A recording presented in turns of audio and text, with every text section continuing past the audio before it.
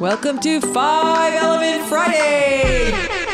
You get an element, and you get an element, and you get an element, and you get an element, and you get an element. Everybody gets an element. It's all 5 elements. And it's Friday. Welcome back to 5 Elements Fridays. My name is Jay, and I have Lita here in the studio with me. Today, we're continuing our series of conversations on the controlling relationships of the 5 elements. So this is about how opposite energies hopefully can get along better in the world. That's always a good thing. And this week on this pod, we're talking about wood and earth. And 2 very opposite energies. But when they do make friends, they are great assets to each other. Whoa. Great what? Assets. Assets, okay. Well, I'm wood and I love my earth friends, but let me tell you, if earth and wood can get out of their own way and make it work together, they can get a lot of bleep done in the world. It's so true. And in terms of opposites attracting, sometimes earths are really attracted to woods because earths find wood really exciting. All that yang doing energy gets earths motivated and moving. And sometimes earth can get a little, can I say it, stuck in the mud? Stuck in the mud. Don't get mad at me, earths. You might get some mud on your Uggs. Don't get mad at me. And I didn't even mention the ponchos. Oh my God.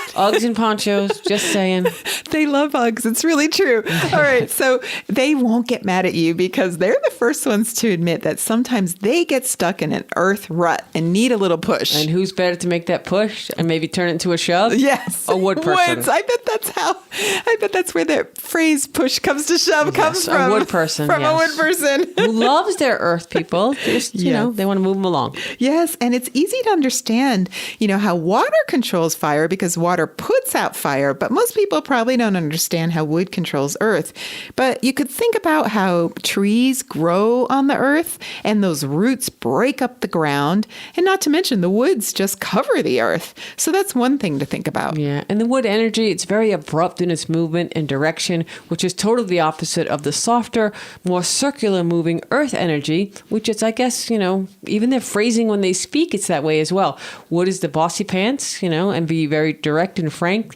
See, bossy pants. The wood has the bossy pants. Yes. Earth has the ponchos. Right. Earth energy people don't get to the point right away. They kind of go around in circles. They prefer to make it about the person they're listening to, make sure they're feeling okay, what they're seeing said. They like to listen in a different way than wood people. Yes, they have this roundabout way of talking. There you go, the roundabout way. Yeah, and they offer a lot of nice language around the essence of what they're saying, such as, I just want you to know, or how would it feel if? Or, if you wouldn't mind, could you please? And woods just say, can you please do this for me? No need to mince words. Just get to the point and let's go. Yeah, and even just in casual conversation, like I often say, if you ask an earth person how they got to work today, they might give you this long, convoluted story about driving into work and the detour they had to take, and they stopped at the post office, and on and on and on. And that's awesome. I love those stories. That's all really good. But what would a wood person say, Jay? I would say, if you asked me that question, go ahead, ask me the question.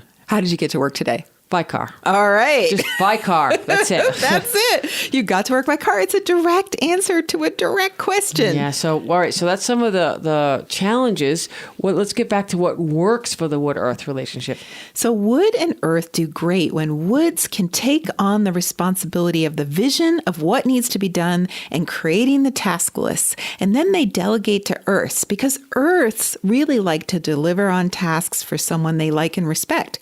So in some cases, this relationship can work great. I told you they can get a lot of bleep and done. Yeah, for sure. But the challenge is that woods are impatient and earths. What? Yeah. Hate to tell you, Jay, but you are impatient. Just a little bit. Hurry up. Let's go.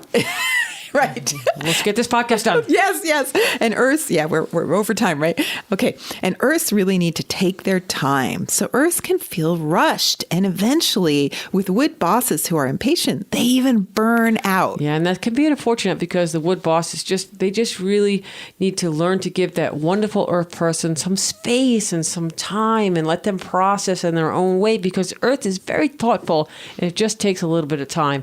And wood, they just need to learn the value of the thoughtfulness that the earth brings to the table, so to speak. And Earths need to learn to advocate for themselves in that case because they have to communicate why their slower approach is for the best. Yeah, it's not like slow, like intelligence. Right. It's just a speed. It's just the speed of analysis. They analyze the situation, which means they're helping the woods not jump into situations too fast, which woods can do. And they can, I think sometimes with that, the Earth gets the paralysis from analysis. Yes, so they get that stuck can in the happen. mud. Yes. They can get stuck in the mud. Lita, let's talk a little bit if you have an Earth Wood as a couple. Yeah. Together, they can really share their love of their home.